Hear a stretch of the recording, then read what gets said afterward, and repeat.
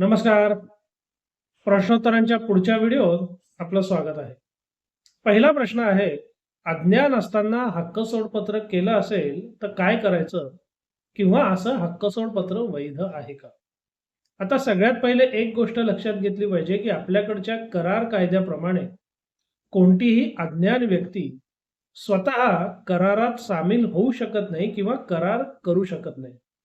साहजिकच जेव्हा अज्ञान व्यक्तीच्या मालमत्तेचे करार केले जातात ते त्याच्यातर्फे अज्ञान पालन करता व्यक्ती करत असते, ज्याला इंग्लिशमध्ये आपण गार्डियन असं म्हणतो.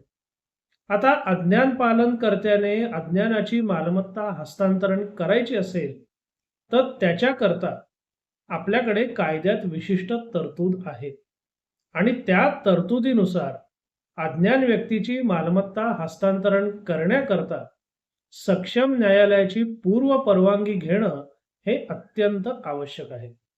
जर अशा हक्कसोडपत्रामध्ये किंवा करारामध्ये न्यायालयाची रीतसर पूर्व परवानगी घेऊन ते करण्यात आलं असेल तर त्याला आव्हान देणं आणि त्याच्यामध्ये यश येणं हे काहीसं कठीण आहे. पण माझ्या अनुभवानुसार बरेच असे व्यवहार, करार किंवा हक्कसोडपत्र वगैरे जी केली जातात ती अज्ञानाचं नाव आणि अज्ञान पालन कर्त्याची सही असं करून ते रेटून पूर्ण केलं जातं.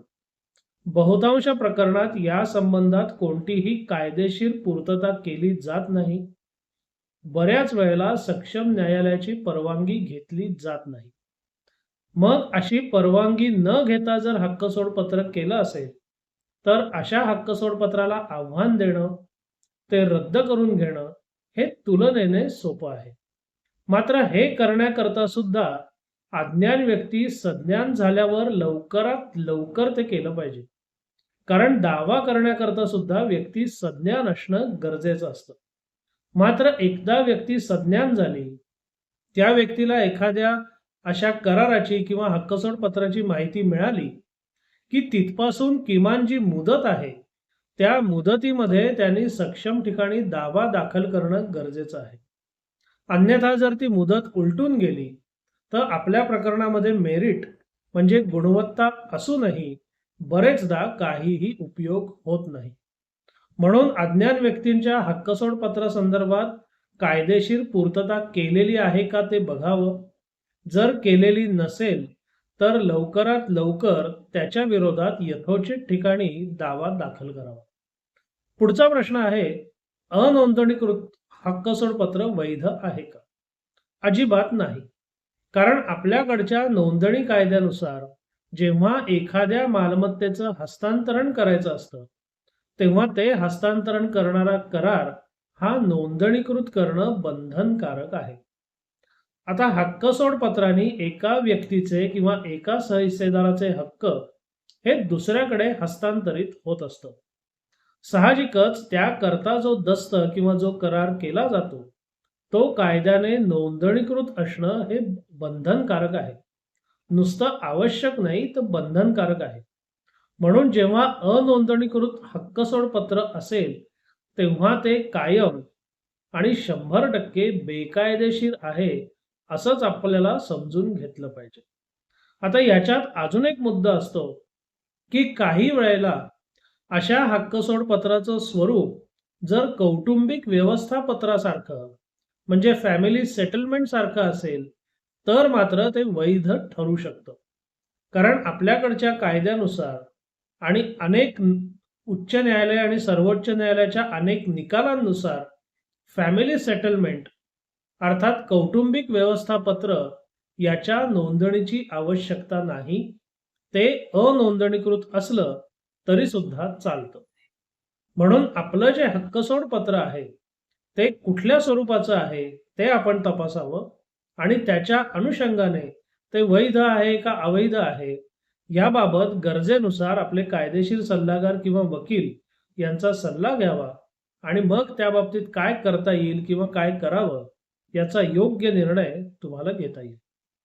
पुढचा प्रश्न आहे, एखाद्या मालमत्तेवर स्टे मिळण्याकरता किती रक्कम भरावी लागते? आता जर तुम्हाला नुसता स्टे हवा असेल तर त्याच्याकरता फार कोर्ट फी येत नाही. बऱ्याच लोकांचा असा एक गैरसमज आहे की ज्याप्रमाणे मालमत्तेच्या व्यवहाराकरता त्याच्या शासकीय मूल्य किंवा व्यवहाराचं मूल्य याच्या टक्केवारीत आपल्याला मुद्रांक शुल्क म्हणजे स्टॅम्प ड्युटी भरावी लागते, तसंच काहीसं न्यायालयाकरता आहे. न्यायालयामध्ये सुद्धा आपल्याला कोर्ट फी भरायला लागते. पण विशेषतः जर आपण नुसता स्टेचा विचार केला तर त्याच्याकरता अगदी नाममात्र कोर्ट फी आहे.